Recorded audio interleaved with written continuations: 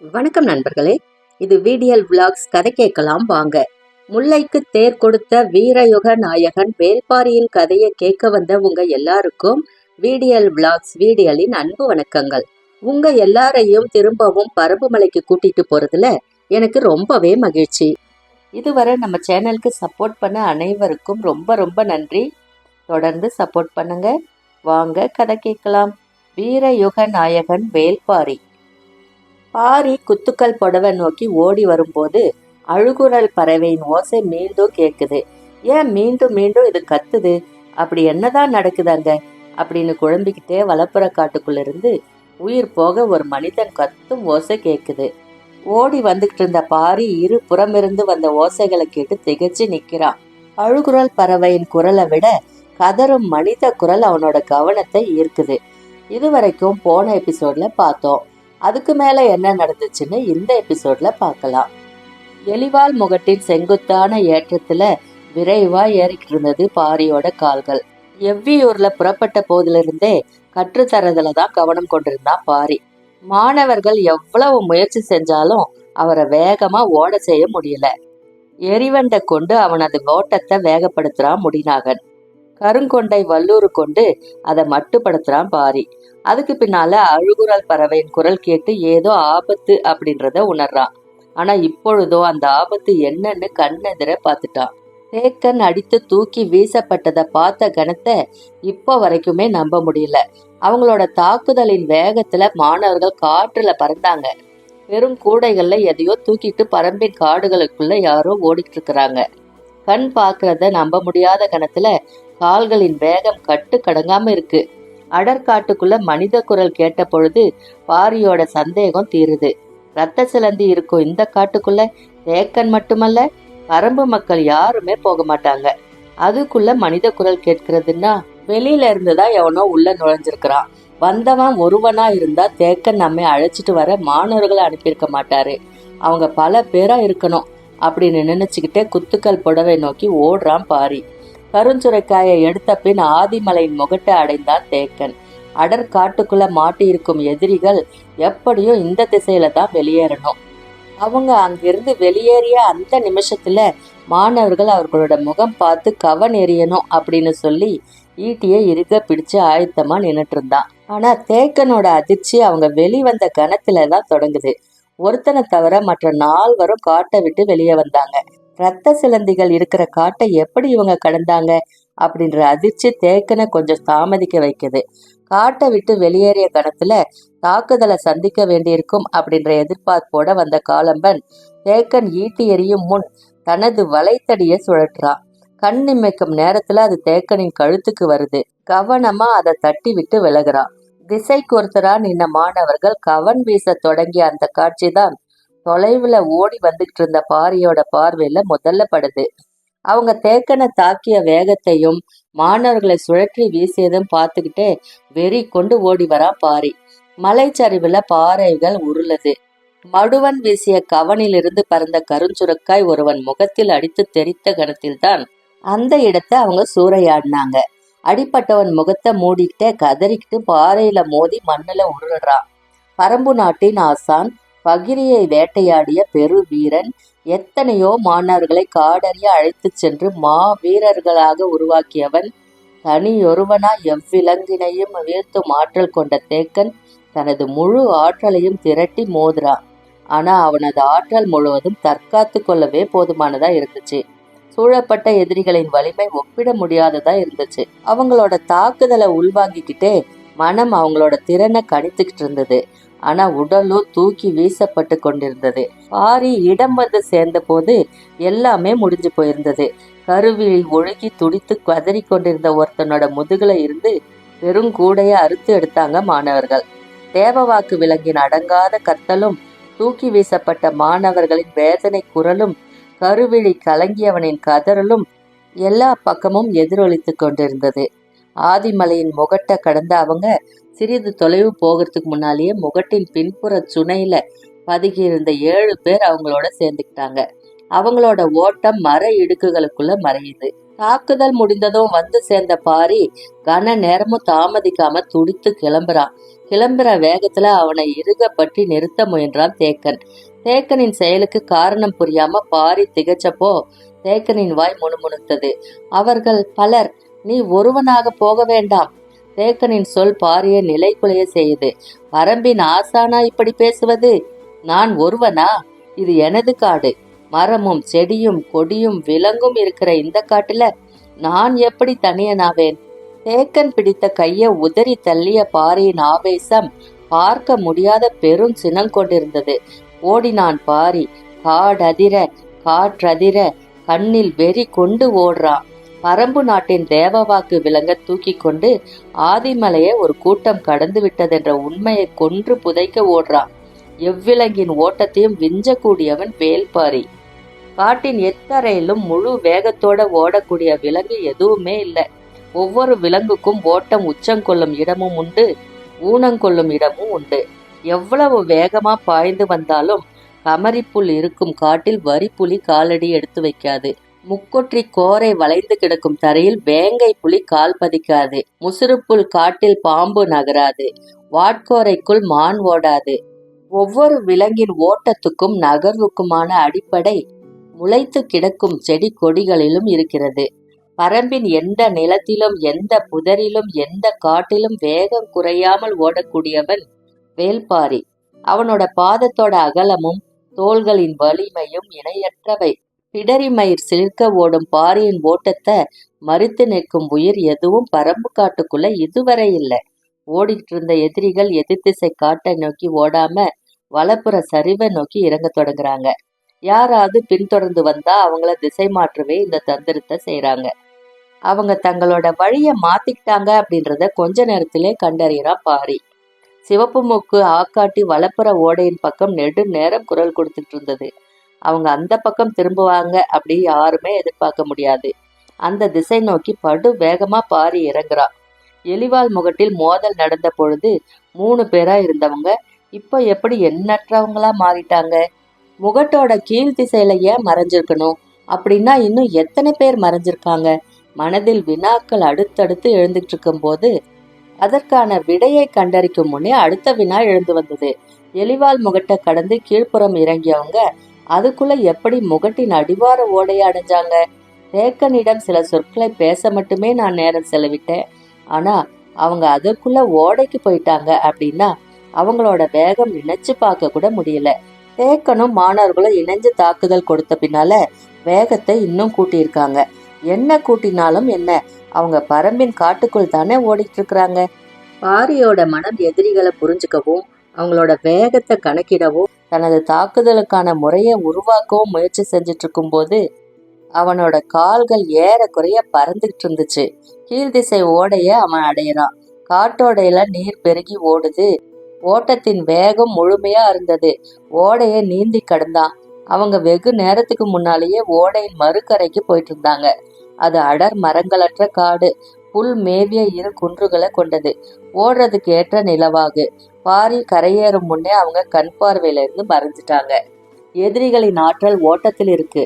அடர்ந்த மரங்களுக்கிடையில இவ்வளவு வேகமா ஓடக்கூடியவங்க புதர்களற்ற நிலப்பரப்பில் இன்னும் விரைவா ஓடுவாங்க. அதுவும் தங்களை பரம்பு மக்கள் கண்டறிஞ்சிட்டாங்க அப்படின்னு தெரிஞ்சா கட்டுக்கடங்காத வேகம் கொள்வாங்க. அதை தடுக்க என்ன வழி அப்படின்னு சிந்திச்சுக்கிட்டே கரையில அடர்ந்து கிடக்கும் காட்டு மரங்களுக்கிடையே புகுந்து வெளியேறான் பாரி. வெளியேறிய இடத்தில் முடிச்சிட்டு கிடந்த பெரு வேர்களை தாவி கடந்த பொழுது அவன் கண்ணில் பட்டதொரு செடி. சட்டென ஓட்டத்தை நிறுத்தி பெரு முடிச்சுகளை நோக்கி திரும்புறான். மர வேர்களின் கீழ்ப்பக்கம் முளைத்து கிடந்ததை பார்த்ததும் மனதின் ஆழத்துக்குள்ள இருந்து சிறு மகிழ்ச்சி மேலேறி வர தொடங்குது. மர வேர்களின் இடப்புறம் அணுவல்லி பூண்டு விளைஞ்சு கிடக்குது. சற்றே நின்று மூச்சு வாங்குறான். அதோட இலைகளை எடுத்து உண்போமா வேண்டாமா அப்படின்னு முடிவெடுக்க சிறிது தயங்குறான். அணுவல்லி பூண்டின் இலை மனிதனை மூர்க்கம் கொள்ள வைக்கும். இரத்த ஓட்டத்தை கூட்டி வெளியேற்றும். உடலுக்குள் இருக்கும் ஆற்றலின் விசையை பெருந்தீயென கிளர்த்திவிடும். அவனது சிந்தனை என்னவாக இருந்ததோ அதனை நோக்கி பெரு வேகத்துல உடலை ஏவும். அதனால அதனை உட்கொள்வதில் மிக கவனம் தேவை. ஏற்கனவே உடல் எங்கும் வெறி கூடி கிடந்த பாரி கொஞ்சம் சிந்திச்சு ஒரு சில இலைகளை வாயில் போட்டுக்கொள்வோம் அப்படின்னு நினைச்சு அதோட தண்டினை இழுக்கிறான். மொத்த செடியும் கையோட வருது. எண்ணத்தின் வேகம் அப்படி இருக்கு அப்படின்றத உணர முடியுது. ஓரிரு இலைகளை மட்டும் பறித்து வாயில் போட நினைக்கிறான். அப்போ அருகில் இருந்த பாறையின் பின்புறம் மூச்சிறைக்கும் சிற்றோசை கேக்குது. ஏதோ ஒண்ணு இலைப்பாறுது அப்படின்னு நினைக்கிறான். ஆனா ஓசையின் தன்மை சற்றே மாறுபட்டு இருந்தது. என்னன்னு பார்க்க பாறையின் பின்புறம் தலையை நீட்டுறான். அந்த இடத்துல சுண்டா பூனைகள் 2 கலவி கொண்டிருந்தது. அதை பார்த்துக்கிட்டு இருந்த பாரி அணுவல்லி பூண்டின் இலைகளை ஒவ்வொன்னா மென்னு சாப்பிட்டுட்டு இருந்தான். அவனது வேகமும் வெறியும் அப்படி இருந்துச்சு. சுண்டா பூனைகள் தமது பணியை முடித்து விட்டன என்று அவன் முடிவு செய்த கணம் வலது கால் அருகிருந்த கல்லை எத்தி விட்டான். அந்த கல் கீழிருந்து பெண் பூனையின் முன்னெற்றியில பட்டு தெரித்தது. கொஞ்சம் கண் சொருகியிருந்த அது இந்த தாக்குதலால வெகுண்ட பொழுது மேலிருந்து ஆண் பூனை நிலை தடுமாறி சரியுது. இரண்டின் கண்களுக்கும் முன்னால பாரி. சுண்டா பூனைகளுக்கு தீரா பசியோடு சீண்டி விடப்பட்ட சினமும் சேர்ந்துச்சு. ரெண்டும் நின்றுட்டு இருந்தவனை தாக்க பாய தொடங்கும் பொழுது பாரி தன்னோட வேலையை காட்ட தொடங்குறான். கால்கள் முன் பாய்ந்து ஓடத் தொடங்குது. சுண்டா பூனையின் வெறி பல மடங்கு பெருகுது. சீண்டலின் உச்சத்துக்கு 2 பூனைகளும் உள்ளாகுது. சுண்டா பூனையின் மூர்க்கமும் அணுவல்லி பூண்டின் இலைகள் கிளர்த்திய மூர்க்கமும் காற்ற கிழிக்குது. பாரியும் வெறி கொண்ட 2 விலங்குகளும் ஓடிய வேகம் இதுவரை காடு பார்த்திருக்காது. ஓட்டத்தின் வேகம் கூட கூட சுண்டா பூனைகளின் வெறி மேலேறிக்கிட்டே இருந்துச்சு.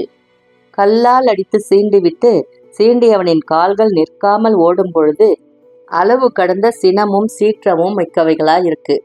காடறிய அடிநாக்குல நஞ்சு கசப்ப உள்வாங்கிய மாணவர்கள் நேற்றிலிருந்து ஓடிக்கிட்டே இருக்காங்க. கொடும் நஞ்சு இடைவிடாம அவங்களோட தொண்டைக்குள்ள சுரந்துகிட்டே இருக்க என்ன ஒரு வேதனையா அவங்க அனுபவிச்சிருப்பாங்க. பரம்பின் ஆசானை அடித்து தூக்கி போட்டு தேவவாக்கு விலங்க தூக்கி போகும் வலிமை இந்த உலகத்துல யாருக்கோ இருக்கு அப்படின்றத ஏற்றுக்கொள்வதும் செத்து மடிகிறதும் ஒண்ணுதான். பரம்பு நாட்டின் அடையாளத்தை எடுத்து செல்லும் இவங்களோட உயிர் இன்னும் பரம்பின் எல்லைக்குள் தானே இருக்கு அப்படின்றத சகித்து கொள்ள முடியாத கோபமும் வெறியும் பாரிய கட்டுக்கடங்காத ஆவேசம் கொள்ள செய்யுது. ஓட்டத்தின் வேகத்தை சரிஞ்சு கிடக்கும் நிலமும் படர்ந்து கிடக்கும் செடி கொடிகளும் முடிவு செய்யுது. சுண்டா பூனைகளின் முதுகெலும்பு வில்லை போல வளைஞ்சு நீள 4 கால் பாய்ச்சலில ஓடி வந்துட்டு இருக்கும் போதும் அதால நெருங்க முடியாத வேகம் கொண்டு பாரி ஓடுறதுக்கு காரணம் கண்ணுக்கு முன்னால ஓடும் எதிரிகளும் கண் தெரியாத வெறியை உருவாக்கிய அணுவல்லி பூண்டுமே. விலங்குகள் தங்களோட இறை நழுவி போகும்போது இயல்பிலே பல மடங்கு ஆவேசத்தை அடையும். சுண்டா பூனைகள் இப்போ வேக கொள்வதற்கு காரணமும் அதுதான்.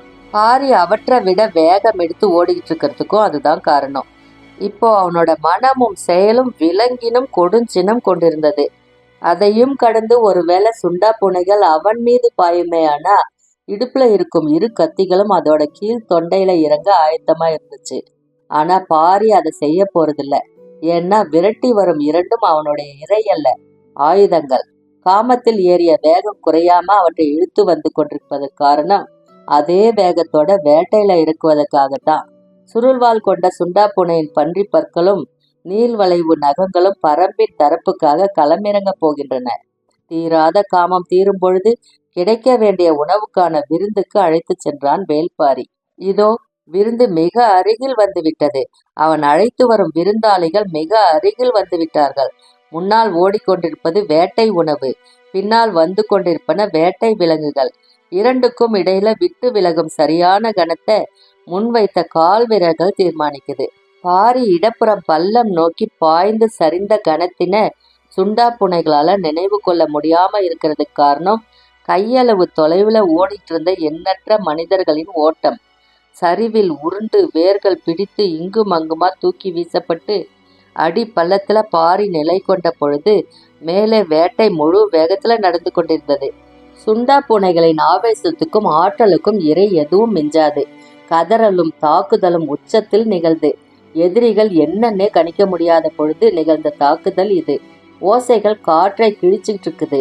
உயிர் போகும் கதறலும் ஆவேச கொண்ட கூக்குரலும் எங்கும் எதிரொலிக்குது.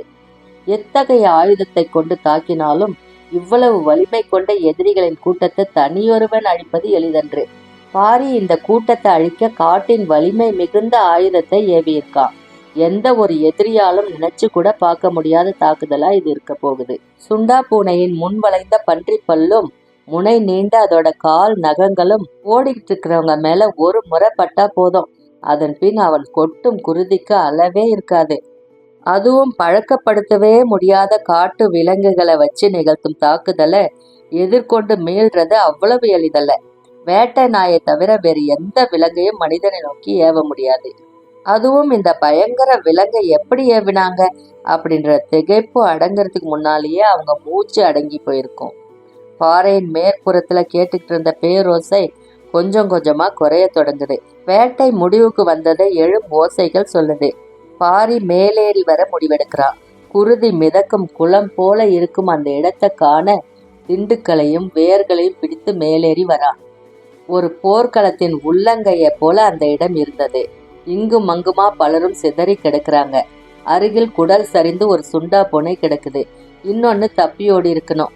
ஒரு கூடைய கடித்து இழுத்துள்ளதால அதிலிருந்து தேவவாக்கு விலங்குகள் வெளியில சிதறி கிடந்தது. அந்த தேவவாக்கு விலங்குகளை தப்பியோடைய பூனை விழுங்கி முடிச்சிருக்கணும். குருதி களம் விட்டு பார்வையை நகர்த்தி அடுத்த குன்றை பார்க்கறான் பாரி. தப்பித்த மூவர் சற்று தொலைவில் நடுமலையின் விளிம்பை நோக்கி ஓடிட்டு இருந்தாங்க. மூவரின் தோள்களிலும் கூடைகள் இருக்கு. ஆவேசம் கொண்ட சுண்டா பூனைகளின் தாக்குதலையும் மிஞ்சி ஓடும் மூவரை பாரியின் கண்கள் வியப்பா பாக்குது. பாரி மீண்டும் ஓடத் தொடங்குறான். எதிரிகளின் ஆற்றல் நம்ப முடியாதபடி இருந்தது. இவ்வளவு தாக்குதலுக்கு பின்னாலேயும் அவங்களோட வேகம் குறையாம இருக்கிறத அவனோட கண்கள் பார்த்துக்கிட்டு இருந்துச்சு. உடன் வந்தவர்களில் பெரும்பான்மையோரின் மரணம் அவங்களோட வேகத்தை கொஞ்சம் கூட தளர்த்தல. அவங்களோட உடலும் மனமும் எதனையும் பொருட்படுத்தாத வேகம் கொண்டிருக்கின்றன அப்படின்னு அவனுக்கு தோணுது. மீண்டும் ஓடத் தொடங்குறான். நடுமலையின் உச்சிக்கு வரான். அவன் கண்ணுக்கு முன்னால் தேவவாக்கு விலங்கை எடுத்துக்கிட்டு 3 பேரு நடுமலை முகட்டை கடந்திருந்தாங்க. அவங்க கீழிறங்கிய இடம் மனிதனால் சற்றும் நகர முடியாத பெரும் மலை பள்ளத்தாக்கு. இதில் மிக மிக கவனமாகவே கால்களை நகர்த்த முடியும். வேர்களையும் பாறை இடுக்குகளையும் பிடிச்சுக்கிட்டே இறங்கணும். இப்பகுதி முழுவதும் இப்படித்தான். பொழுது மங்கத் தொடங்கிய நேரம் அவங்க பாறைகளின் இடுக்குகளின் வழியே கவனமா இறங்கிட்டு இருந்தாங்க. பொருத்தமான இடத்துல நின்று அவங்கள கவனிக்க தொடங்குறான். இப்போ அவங்க 3 பேரா இல்ல, நிறைய தலைகள் தெரியுது. பாறையின் இடுக்குகளை காத்திருந்தவங்க மீண்டும் இணைஞ்சிட்டாங்க அப்படின்றது புரியுது. மூச்சிறைத்தபடி பார்த்துக்கிட்டு இருந்தான். கண்களுக்கு முன்னால வேட்டை தப்பித்து போயிட்டு இருக்குது. சுண்டா பூனைகளை வீழ்த்தி விட்டு தப்பி போகும் மனிதர்களை அவனது கண்கள் முதன் முறையா பாக்குது. தாவி குதித்து அவங்கள விரட்டி செல்ல உடல் துடிக்குது. மனம் சூழலை புரிந்து கொள்ள போராடுது. அடங்காத ஆவேசத்தோட சற்றே பின்னால திரும்புறான். ஆதிமலையின் எலிவால் முகட்டுக்கு நேரே சென்றி புகை மேலெழுந்து உச்சி வரை போயிட்டு இருந்தது. பரம்பின் ஆசான் உதவி கேட்டு புகை போட்டிருக்கிறான் அப்படின்றது புரியுது. ஆசான் புகை போட்டு நீண்ட நேரம் ஆகியுள்ளது. எதிர் திசையில ஓடிட்டு இருந்ததுனால பாரியின் கண்களுக்கு அது தெரியல. இப்பொழுதுதான் பாக்குறான். பாரி அவங்கள விரட்ட தொடங்கிய உடனே சென்றி புகை போட்டு விட்டான் தேக்கன். ஆதிமலையின் 2வது 3வது குன்று பகுதிகளில் பெரும் பரப்பளவுல ஊர்களே கிடையாது. இரத்த சிலந்தி காடு அப்படின்றதால மனிதர்களும் வேட்டைக்கோ மற்றவைகளுக்கோ இந்த பக்கம் வரமாட்டாங்க. அதனால புகை பார்த்து வருவதாக இருந்தா மிக தொலைவில் இருந்துதான் வரணும். ஆனா மேகங்கள் கீழிறங்காமல் இருந்தால்தான் புகை உச்சிக்கு போனாலும் மனிதர்களால கண்டறிந்து வர முடியும். தேக்கன் புகை போட்டு பாதி நாள் கடக்க போகுது. யாருமே வரல. கடுமையான தாக்குதலுக்கு உள்ளானதால மாணவர்கள் கொடும் வேதனையில இருந்தாங்க. பொழுது மறைய கொஞ்ச நேரம்தான் இருந்துச்சு. அடுத்து என்ன செய்யலாம் அப்படின்றது புகை பார்த்து வர ஆளை வச்சுதான் முடிவு செய்ய முடியும். 2-3 திட்டங்களோடு தேக்கன் காத்திருந்தான். மடுவன் தொலைவில் கை நீட்டி காண்பிக்கிறான். யாரோ வருவது தெரியுது. தேக்கன் உற்று பார்க்கிறாரு. வந்து நின்றது வேட்டூர் பழையனும் 2 வீரர்களும். ஆதிமலையின் புலிவால் குகையில் தங்கியவன் காலை நேரம் கழித்து புறப்பட்டிருக்கிறான். 2ஆம் குன்று தாண்டும் பொழுது பார்த்திருக்கிறான். மிக தொலைவில் புகை எழுந்துள்ளது. ஆனா இந்த பகுதி காட்டுக்குள் வேறு யாரும் இருக்க போறதில்ல. அதனால உதவிக்கு நாம் தான் இங்கிருந்து போகணும் அப்படின்னு நினைச்சு வீரர்களோட நாள் முழுதும் நடந்து வந்து சேர்றான். வேட்டூர் பழையனுக்கு நடந்ததை தேக்கன் விளக்குறான். தாக்குதலுக்கு உள்ளான மாணவர்கள் வலியாலும் கசப்பின் கொடுமை தாங்காமலும் துடிச்சு கிடந்தாங்க. கருவிழி உருகி வழிந்தவன் உருண்டு பெரும் பள்ளத்துல வீழ்ந்ததுல மயக்க நிலைய அடையினான். வேட்டூர் பழையனுக்கு பார்க்கும் காட்சி கேட்கும் கதை எதையும் நம்ப முடியாம இருந்தது. தேக்கன் விழுந்து உருண்டதுல இடுப்பின் பின்பகுதியில பெரிய ஈக்கி குத்தி உள் சொருகி இருந்தது. ஈக்கையை எடுத்து விட சொல்றான். பழையன் கவனமா அதை பிடிச்சு வெளியே இழுத்தான். ஆன்னு கத்திய தேக்கனோட குரல் துண்டிக்கப்பட்டதை போல பாதியில ஒளியற்று நிக்குது. அவனோட கண்கள் எதிரில் பார்த்த காட்சியே அதுக்கு காரணம். எதிரில் நடுமலையோட உச்சியில சென்றி புகை மேலேறிட்டு இருக்கு. தேக்கனோட கண்கள் அகல திறந்தபடி இருக்கு. மேலெறும் புகை பார்த்து வாய் முணுமுணுத்தது. அது பாரி. ஒரே நாளில் பரம்பின் ஆசானும் பரம்பின் தலைவனும் சென்றி புகை போடும் நாளும் வந்தது. அது வரைக்கும் இந்த எபிசோட்ல பார்த்தோம். அதுக்கப்புறம் என்ன நடந்துச்சுன்னு அடுத்த எபிசோட்ல பார்க்கலாம். அதுவரை உங்ககிட்ட இருந்து விடை பெறுவது VDL Vlogs VDL. நன்றி, வணக்கம்.